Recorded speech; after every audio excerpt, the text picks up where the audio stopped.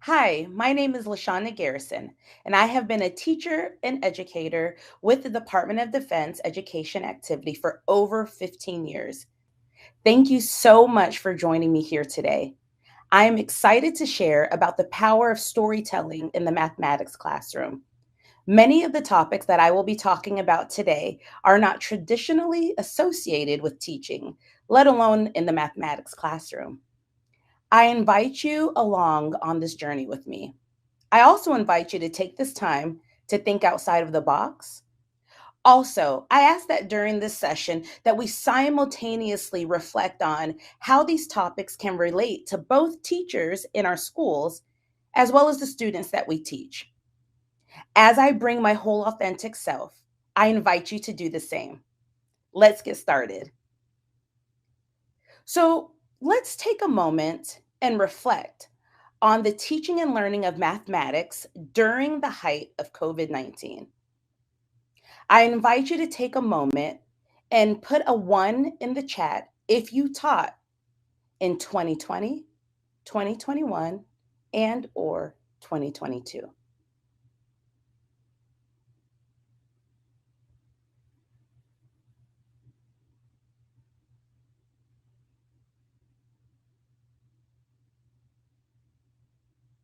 Thank you so much for sharing. Now, I would like to ask you to take another moment to share one word that describes how you felt teaching during this season. And go ahead and put that one word in the chat. Thank you.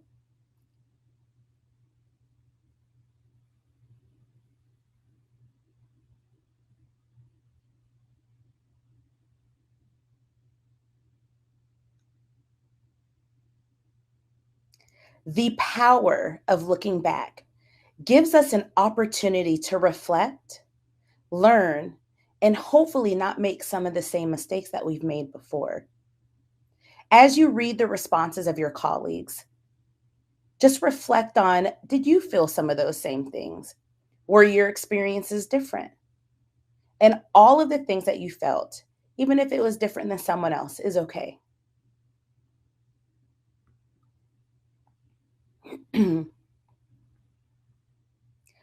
For many educators and students around the world, this was a classroom scene experienced by many.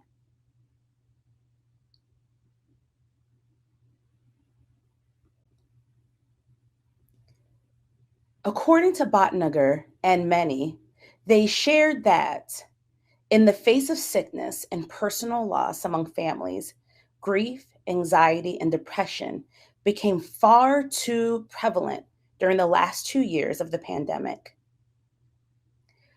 The American Academy of Pediatrics warned that the pandemic related decline in adolescent and child mental health had become or is becoming a national emergency.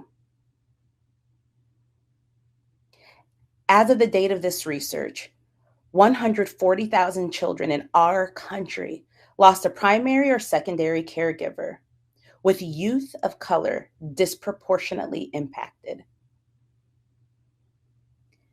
This resulted in sadness, fear, isolation, and family instability. And all of these things had an impact on student learning and engagement. In addition, there was misinstructional input during the pandemic. So this has also created different needs that our students have. And the reason why I'm talking about this is because we have to look back in order to move forward. We have to understand and acknowledge and take some time to kind of sit in what we have all been through.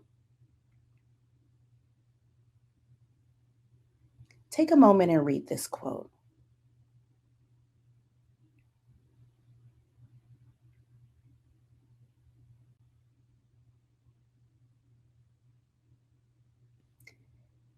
This year, as I was opening up a first grade classroom and then moved into a fourth grade classroom, there was something that I realized. I realized that it was back to business as usual.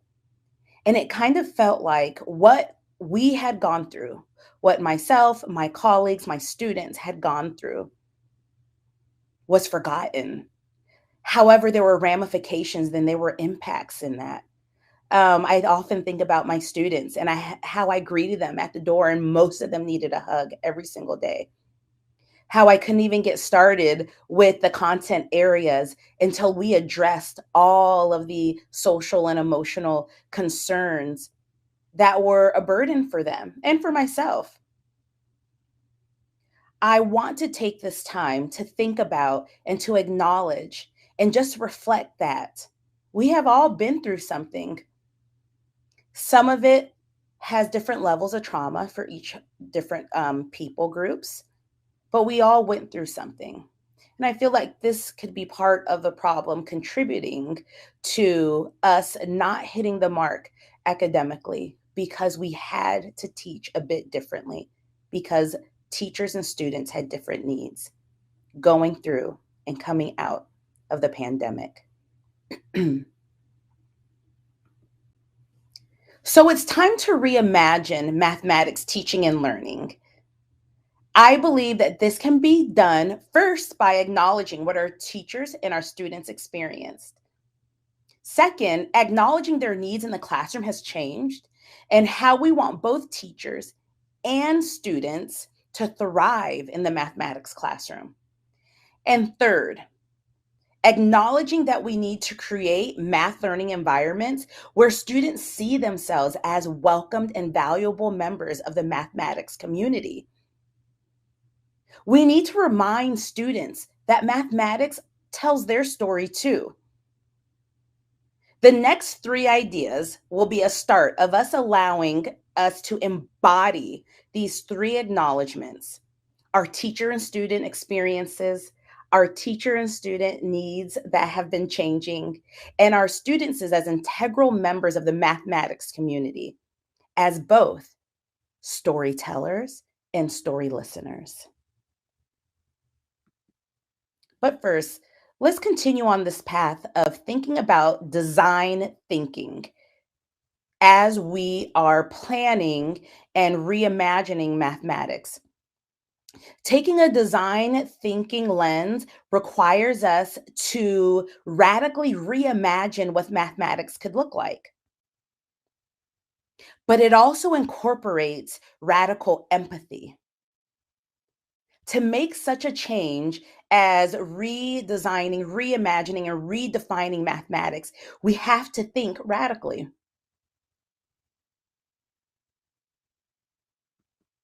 But we also need frameworks.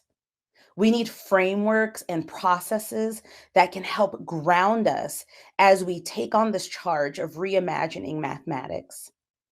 Here is one process. This is a design thinking process diagram from Stanford University. There will be more resources on this that you can look at later.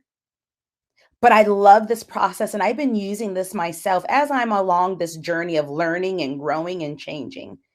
How can we empathize, define, ideate, make prototypes, test, and assess intentionally and thoughtfully as we put on this design thinking lens? Here is another framework that can be used. This one was designed by Rachel Lambert. How can we use the universal design for learning and tie in math elements so that she came up with this UDL math design elements? Again, there will be some resources and research that will be provided for you to look at. So as we think about redesigning and reimagining mathematics, there are three components that I believe are needed to ground us in this work. And the first thing is we need to bear witness. Storytellers and story listeners bear witness to one another. We've been through a lot. Have we taken the time to sit and listen and reflect on our own stories and the stories of those around us, our colleagues and our students. Stories hold power for the storyteller and also for those who get to bear witness. This is an act of trust. It's an honor to hear someone's story. We have to create spaces where people feel open and safe to share their stories. But also, as a listener of stories, we also have to do our part with being present and being available and engaging. So, thinking about the definition of bearing witness, here are some thoughts to share about that. How can we be present and attentive to someone's experiences, emotions, or stories? This involves actively and empathetically listening to what the person is sharing. And then here's that word again, and acknowledging the significance of their narrative. When we bear witness, we demonstrate an understanding of compassion, allowing the person to feel heard, seen, and validated. Bearing witness is not a passive activity. It's an actively engaging activity between people. It covers a variety of contexts, and it encompasses a range of experiences. So I think about my students' experiences. They probably are very different than mine, but their experience is just as valid as my experience and vice versa. So why do we need to bear witness in the mathematics classroom? Bearing witness is essential to being a human being. It fosters connection, empathy, and understanding between individuals. It validates and acknowledges each other's stories and experiences. Ultimately, we are trying to create a more compassionate and empathetic society that values the lived experiences of others. So, how do we do this? How do we bear witness? Because it's active and we're doing a lot of acknowledging, it includes active listening, empathetic responses.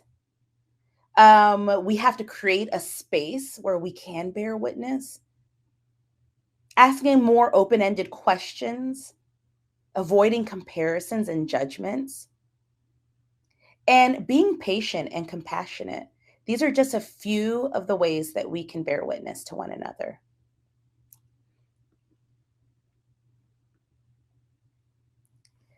So, how does bearing witness benefit our students in the classroom?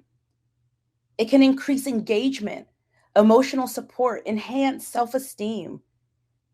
Imagine that you've shown your students how to actively listen, how to attentively engage, how to respond empathetically. You're helping to model what communication looks like. So, improved communication is in there. We're also trying to build inclusive classroom culture.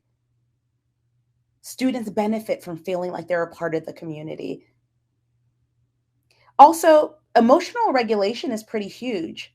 When you feel seen, heard, and validated, you're able to help, hopefully, regulate yourself because you feel welcomed in that space. Number two, here's another way that we can ground our work when thinking about the mathematics classroom and reimagining what mathematics could look like. We have to think about social and emotional aspects of our human experience. A researcher that I have been reading a lot of her work is Dr. Mary Helen Emmerdino Yang. And she ties in the power of social emotional learning along with thinking and how emotions play a part in learning. Some of her resources will also be shared. I'm going to give you a moment to read this quote.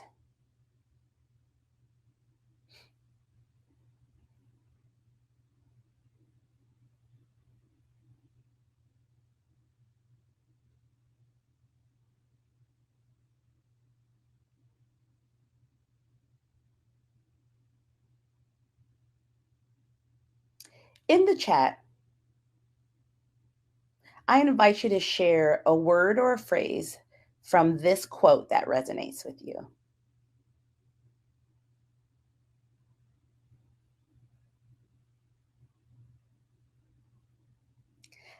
One of the things that I have learned through reading the research from Dr. Emardino Yang is that it's not about social emotional curriculums. It's not about social emotional programs per se. It's about recognizing that our social experiences play a huge role in how we learn and how our brain develops. And I think that this is very interesting because as I was teaching this year, this is what I saw. I had to address and acknowledge the social and emotional aspects of my students and bear witness with them in order to get their stories so that they can feel safe in sharing them, so that they felt validated, so that ultimately they could learn. There's a term called epigenetics, and Google says that this is the study of changes in organisms caused by modification of gene expression rather than alterations of the genetic code itself. And in Dr. Emardino Yang's research, it's very interesting because it says for our genes to grow as a fully functioning human, we must have adequate opportunity to meaningfully interact with others and learn. This learning extends across the settings of a person's life. It includes their social experiences in their families, their communities, and their schools. Having meaningful relationships, meaningful connections, having meaningful social experiences impacts how our students and ourselves, how we learned. Social, emotional interactions, epigenetic forces that make the brain development possible and contribute to individual variability. This is very powerful to me. So our social interactions and how our genes affects how our genes are displayed, which causes all of us to be different because we all don't have the same experiences. That's powerful to me. And thinking about what each and every student and colleague I have brings to the table. I know, I'm sorry, this one's a little bit longer, but I found it to be so important. I want to give you a moment to go ahead and read this quote too, please. Thank you.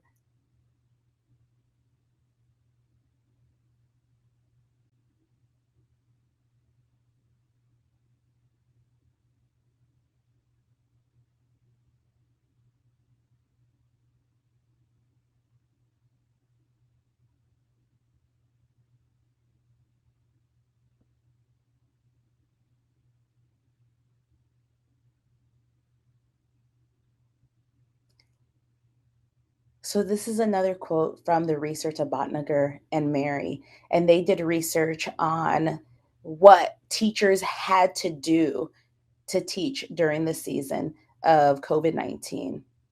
And over and over and over again, it talked about how educators had to embed social and emotional practices to help support their students' learning. I'm wondering if you were teaching during this time, you found the same thing.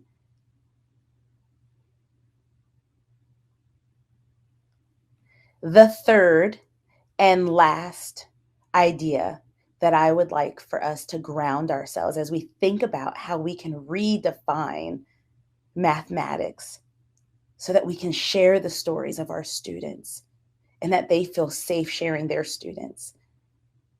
I want to talk about high quality connections. This research comes from Dr. Jane Dutton, and I personally have been kind of obsessed with this research. As I think about organizational leadership and how we can better create spaces where people feel valued and that they have high quality connections so that they want to stay in the career field that they're in, that they feel like they can share, that psychologically they feel safe. How can we create this in our schools? What does it look like to have high quality connections?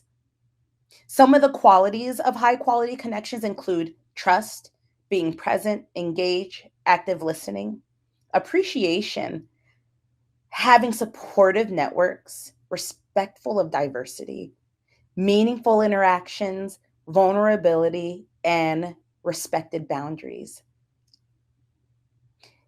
As I was thinking about all of these components, they all go together as we think about high quality connections, bearing witness, and social emotional aspects. It seems like we have to be able to have these connections so that we can continue to learn. But let's dig a little bit deeper on high quality connections.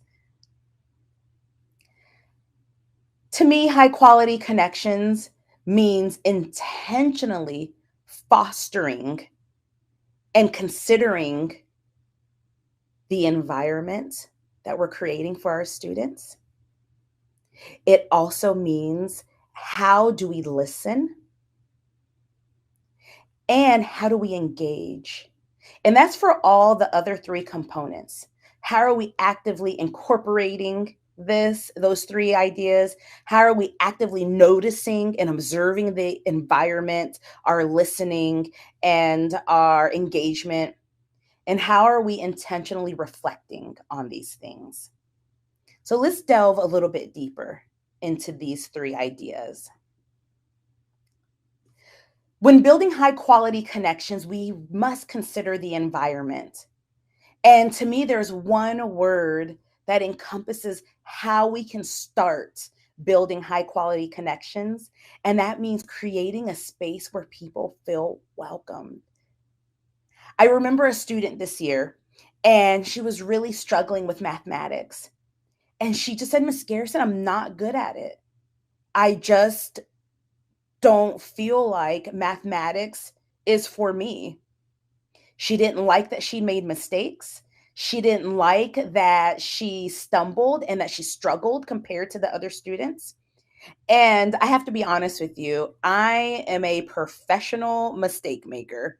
I make mistakes all the time, not on purpose, whether I misspeak or spill something on myself or it just happens. It's kind of a running joke with my family. And my students knew this and they saw this, and it created a space of grace because I fell flat on my face all the time with all kinds of things, not literally, but so I asked her, I said, "Hey, does Miss Garrison make mistakes all the time?" And she like confidently shook her head like, "Yes, like Miss Garrison, you make mistakes all the time." And I asked her, "Well, do you think that I'm stupid?" And she said, "No, I don't." And I had to like show her that making mistakes and not does not correlate with not being smart enough to be a mathematician. Mathematics is the perfect place to make mistakes and to fail. And I think that resonated with her. That helped create this welcoming environment that you can fail, you can make mistakes. And guess what? That's doing math sometimes. And it's okay. We're all going to do it. And you know, Miss Garrison will always continue to make mistakes. For many educators, we think about making mistakes, and sometimes it's hard because it's very humbling. But creating a welcoming space that embraces grace allows us to have math sessions where students feel welcome. In these two pictures here, we have students who are solving problems, and all the problems have the names of their classmates in them. That's a part of feeling welcome. And then the students are working together to solve these problems. and that's from this year. The second part of building high quality connections is listening. And in order to listen, you have to be very observant. I spend a lot of time eavesdropping on my students and really paying attention to what's going on, what they're bringing in, how they're engaging. And I had the student for Christmas, after Christmas, actually, she came back with all of these colored pencils, tons of them. And she was so proud of them. So, what did I do? I created word problems, multi step word problems that revolved around her markers or her colored pencils, excuse me. And she came to me and we talked about them. We counted them. And I said, okay, we're going to make a problem because you have these pencils. You can stand up, you can show everyone. And the reason why I knew about these colored pencils was because I was listening and observing. And she beamed having the story told about her and this gift that she got for Christmas. The last way that we could build, the last way among many, that we can build high quality connections in our class, in the mathematics classroom, is through engagement. And I call them inclusive tasks.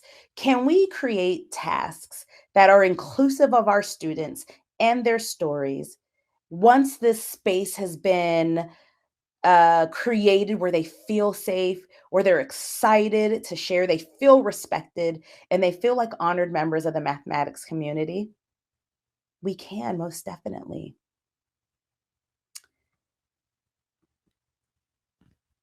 So I created this task called Rich Identity Tasks. This infographic will be provided to you as a resource. And basically, this was a task that was created to engage learners in one another's stories. And this was powerful because I had a student who was a little difficult in the classroom, and they often gave other students a hard time. And sometimes they were always fun to be around. And one day I did a rich identity task in partnership with his parents. And we showed, it starts usually with an image, just a blank image. And it was this student celebrating his brother's birthday.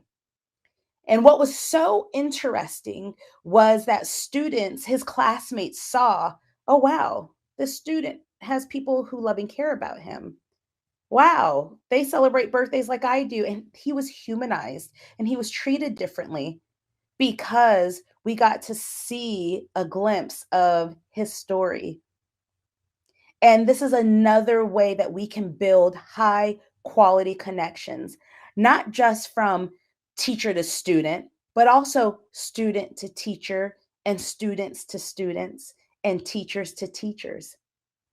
High quality connections to not only keep our teachers in school, but also to keep our students excited about coming to school and, in particular, learning mathematics every day.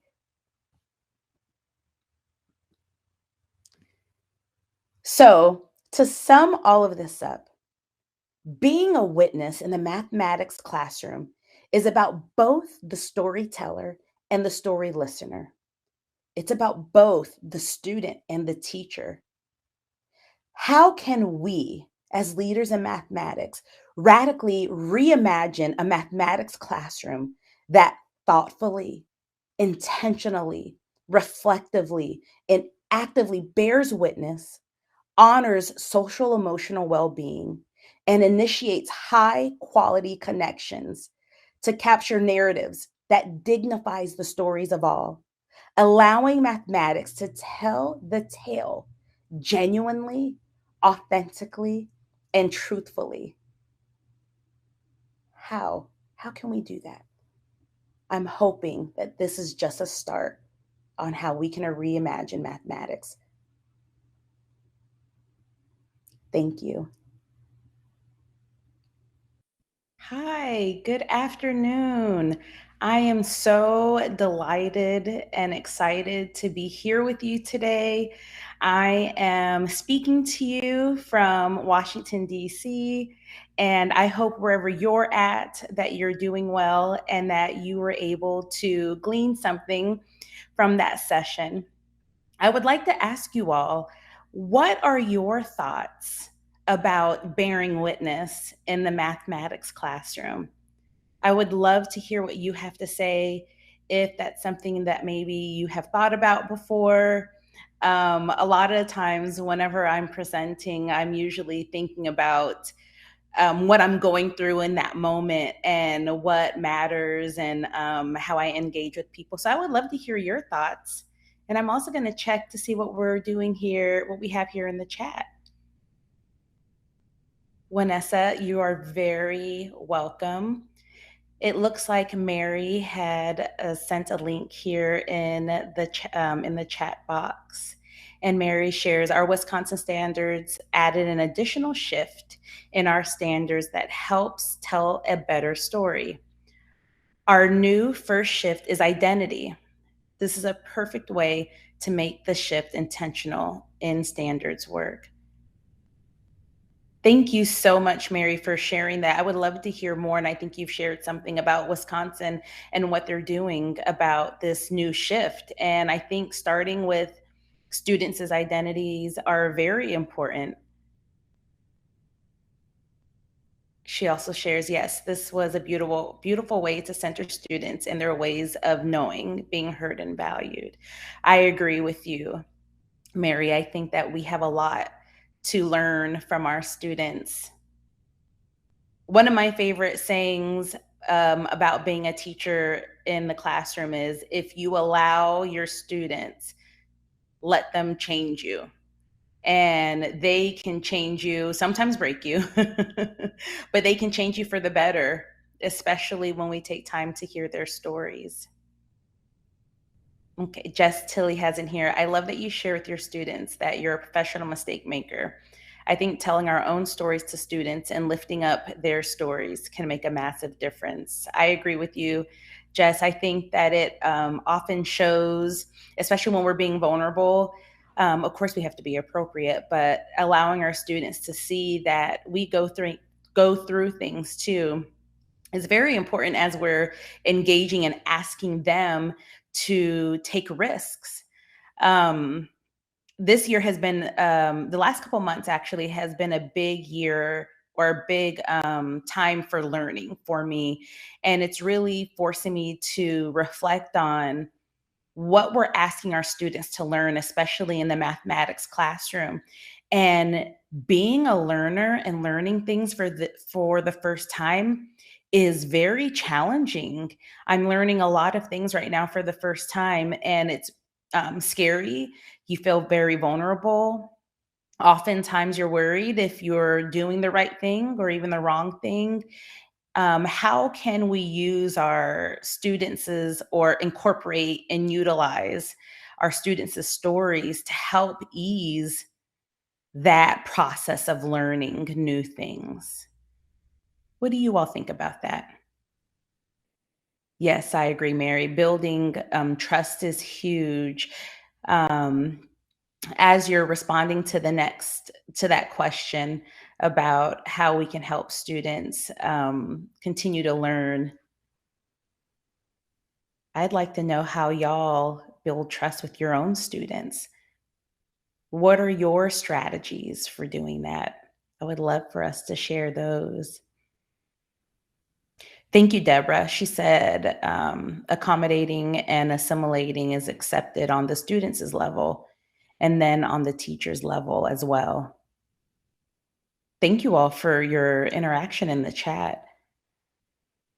So, how do you build trust? What strategies do you use to build trust in the mathematics classroom? How does storytelling look in your classroom? Thank you, Andrew. Andrew says vulnerability is key for sure.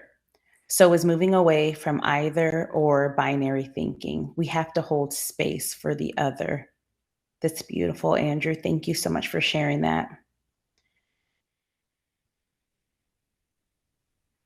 Cheryl, please forgive me if I didn't say your name correctly, but I totally agree with you. Being culturally responsive is such a powerful practice, mindset to have as we engage with our students and with our colleagues. I find that being culturally responsive and trying to be in almost every space I enter is an asset to help engage with people in general. Thank you for sharing that. Oh, Erica, I love that. I wonder what your 4-year-olds think. I just think 4-year-olds are so much fun. I bet they're shocked when you share stories that you were a preschooler at one time. That's beautiful. Yes, allowing students to hear our stories, allowing students to hear one another's stories is very powerful. How do you all create a mathematics classroom that fosters being a safe space? I would love to hear and for you all to share what a safe mathematics classroom looks and sounds like to you. What are some strategies you can share about that? So, as those last responses come into the chat, I cannot believe that this session is coming to an end. I just want to thank all of you for joining this session. I hope that it benefited you in some way, and I also hope that it benefits your students. Thank you for your time. Thank you for all of the hard work that you do every single day for students and teachers. It has truly been a pleasure being with you here today. Thank you all, and I hope you enjoy the rest of the sessions. Bye.